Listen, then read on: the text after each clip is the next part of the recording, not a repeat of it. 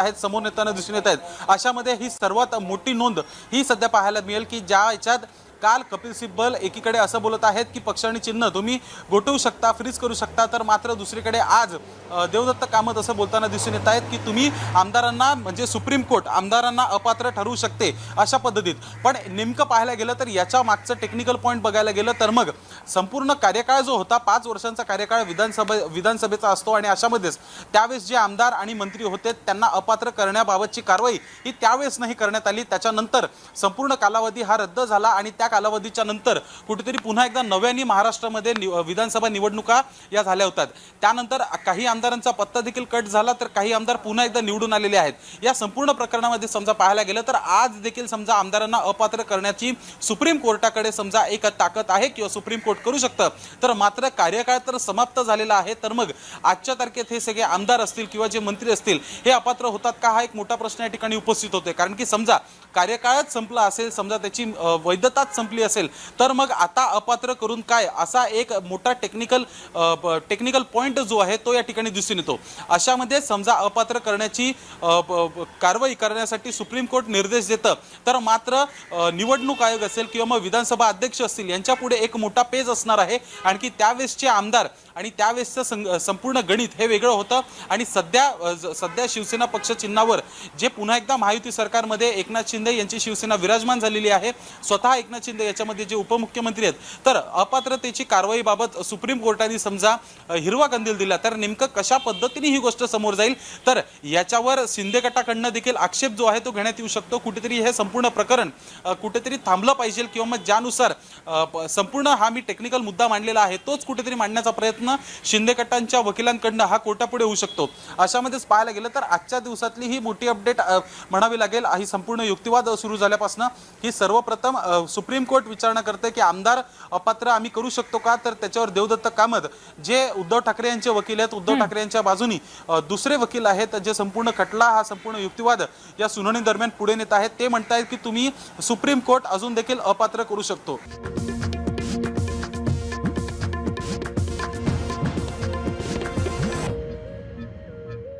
Advocate Kamat यांच्याकडून Omkumar BC Chaturvedi खटल्याचा दाखला दिला गेलेला आहे। या क्षणाची ही एक महत्त्वाची अपडेट आपण बघतोय। सुभाष देसाई खटल्याचा जसा उल्लेख झालेला आहे तो दाखला दिला गेलेला आहे, त्याचप्रमाणे या 2 खटल्यांचा सुद्धा उल्लेख केला गेलेला आहे। फूट पडली की नाही याचा सोक्षमोक्ष लावा असं सुद्धा कामत यांनी म्हटलंय। आमदारांचा कार्यकाळ संपला तरी न्यायालयाचा निर्णय महत्त्वाचा आहे असं सुद्धा युक्तिवादादरम्यान म्हणण्यात आलेलं आहे। न्यायालयाकडून विचारणा झालेली आहे की आमदारांना आम्ही अपात्र करू शकतो का, आणि त्या संदर्भात कामत यांच्याकडून हे मुद्दे उपस्थित केले गेलेले आहेत। पुन्हा एकदा प्रतिनिधी मनोज भोयर यांच्याकडे आपण जाऊयात। मनोज सर, आता जसं आपण बघितलं की न्यायालयाकडून पुन्हा एकदा विचारणा केली गेलेली आहे कामत यांना की आमदारांना आम्ही अपात्र करू शकतो का, या अनुषंगाने नेमकं पुढे काय घडू शकतं? बरोबर आहे रिद्धी। आणि यानंतर मग देवदत्त कामत असं म्हणाले की विधानसभा अध्यक्षांनी समजा निर्णय घेतला नसेल तर सुप्रीम कोर्टात हे प्रकरण आल्यानंतर सुप्रीम कोर्ट त्यावर निर्णय घेऊ शकतो।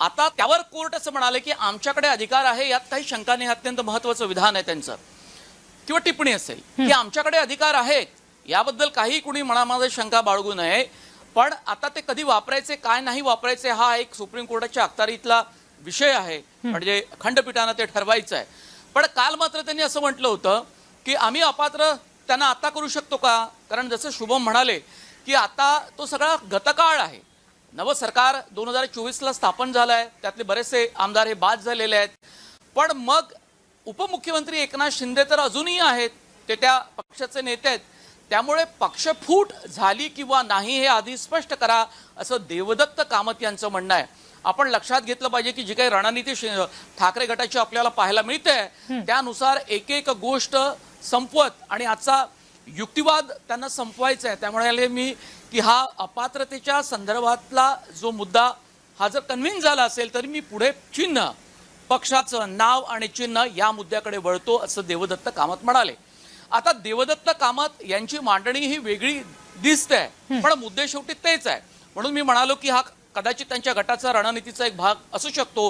कपिल सिब्बल यांनी वारंवार आपले मुद्दे हे जोरकसपणे मांडले, अनेक मुद्द्यांचा उल्लेख वारंवार केला, अनेक वेगवेगळे दाखले दिले, पण देवदत्त कामत यांनी तीच लाईन पुढे घेऊन वेगवेगळ्या पद्धतीनं हे मुद्दे न्यायालयाला पटवून देण्याचा प्रयत्न केलाय। त्रिमूर्तीचं हे खंडपीठ वेगवेगळे प्रश्न वेगवेगळ्या पद्धतीनं विचारण्याचा प्रयत्न करतायत। सूर्यकांत यांनी प्रश्न विचारला, त्यानंतर जयमाला बागचे या न्यायमूर्ती आहेत त्यांनीही काल प्रश्न विचारला, आज पुन्हा हे म्हटलेलं आहे की आम्हाला अधिकार आहेत, यात काही शंका नाही। याचा अर्थ न्यायालय निर्णय घेऊ शकते वेगवेगळ्या प्रकरणामध्ये। देवदत्त कामत यांनी असं सांगितलंय न्यायालयाला की विधानसभा अध्यक्षाने जर अशा प्रकारचा निर्णय घेतला नाही, प्रलंबित ठेवला, जो घ्यायला पाहिजे होता तो न घेता घटनेला बाजूला ठेवलं गेलंय, तर अशा प्रकारचे निर्णय हे यापूर्वी घेतले गेलेले आहेत, त्यामुळे तुम्ही तशा प्रकारचा निर्णय घेऊ शकता।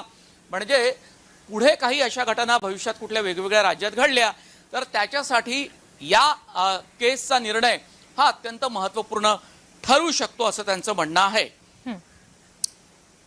शिवाय राजकीय पक्षाचा अधिकार हा अत्यंत महत्त्वाचा असतो, त्यात जर फूट पडली राजकीय पक्षामध्ये तर मात्र वेगळा निर्णय होऊ शकतो। जी मनोज सर, मी पुन्हा एकदा तुमच्याकडे येते। सध्या काही नवीन तपशील हाती येत आहेत। न्यायालय आमदारांना अपात्र ठरवू शकतं असं ॲडव्होकेट कामत यांनी म्हटलेलं आहे। आमच्याकडे निर्णय आहेत, यात काही शंका नाही असंही म्हटलं गेलं। आमच्याकडे निर्णय आहेत, यात काही शंका नाही असं सुद्धा न्यायालयाकडून म्हटलं गेलेलं आहे। न्यायालय आमदारांना अपात्र ठरवू शकतं अशा पद्धतीचं वक्तव्य हे कामत यांच्याकडून केलं गेलेलं आहे। पुन्हा एकदा आपण मनोज सरांकडे जाऊयात या संदर्भातल्या विश्लेषणासाठी। मनोज सर, म्हणजे उदाहरण त्यांनी रिद्धी असं दिले की 5 पैकी जर 3 आमदार फुटले तर तुम्ही राजकीय पक्ष त्यांना ताब्यात देणार का, ते त्यांचे मालक होणार का, ते त्यांचे मालक कसे होऊ शकतात, हा मुद्दा कपिल सिब्बल यांनी सुद्धा आपल्या युक्तिवादादरम्यान मांडला होता।